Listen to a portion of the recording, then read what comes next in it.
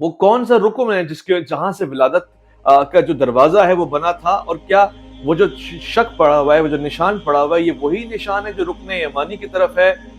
حقیقت میں یہ وہی نشان ہے جس کو دلیل بنا کے پیش کیا جاتا ہے کہ یہ آج تک نشان ہٹ نہیں سکا ہے؟ علی کی ولادت اور دیوار کا شق ہونا ان آثار سے ثابت نہیں ہے۔ اگر ان آثار سے ثابت ہو تو پھر ہم کہہ سکتے ہیں یہ آثار اگر مٹ جائیں یا یہ آثار کسی اور چیز سے کنٹریڈکٹ کر جائیں تو کہیں بھئی آپ اس سے ثابت کر رہے تھے، اب ان آثار سے ثابت نہیں ہوا۔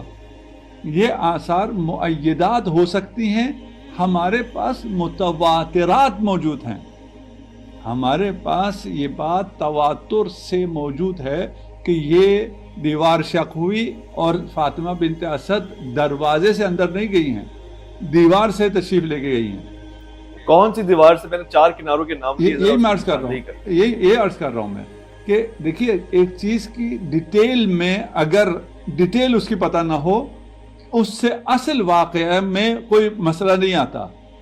آپ آ رہے ہیں ڈیٹیل میں، اور ڈیٹیل میں آ کے آپ کسی ایک جگہ پہ شبہ پیدا کر لیں، اس شبہ سے اصل کہیں بھی نہیں جاتا۔ ہم ابھی اصل پہ آ رہے ہیں، ڈیٹیلنگ پہ ہم بعد میں آتے ہیں۔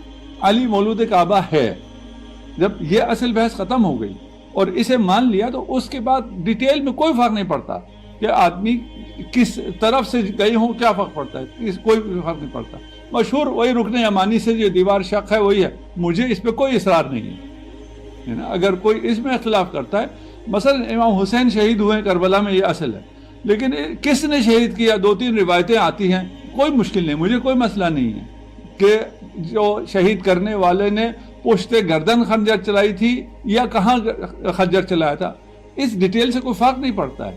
اور اس ڈیٹیل میں آ کے کوئی اصل شہادت کا انکار کرنا چاہے تو پھر وہ خائن ہے، وہ خیانت ہے۔